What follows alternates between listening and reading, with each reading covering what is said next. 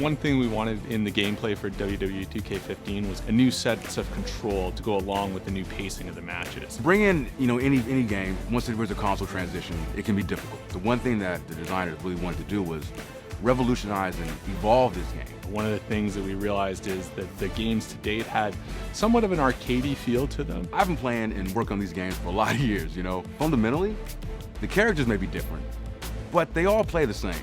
And that's one thing that's always stuck in my craw. But now, when it comes to the Xbox One and the PS4, those shackles are off. So we started looking at things like pacing and flow and how does a match start? What's the middle feel like and what does the end feel like? So there's a really good buildup of momentum and excitement through the course of a match. There's that moment in the beginning where they're testing each other out. They get into their chain wrestling, side headlock, cool transitions here and there to kind of gradually build the audience into the match before they start getting into their signature offense. We switched to a more cinematic camera. It focuses in on the characters' faces. If Randy Orton's, the one putting the hold on him, you see that he's fighting for that extra little, twerk. And I'm happy to say that we finally been able to, implement that in this year's feature, and it just changed the game.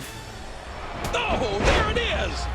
So as part of that, we rethought everything from animations, controls, how you interact with the people, how fatigue sets in. And to do that, a big part was actually shooting a lot of animation. Working with visual concepts, we have been mocapping like crazy.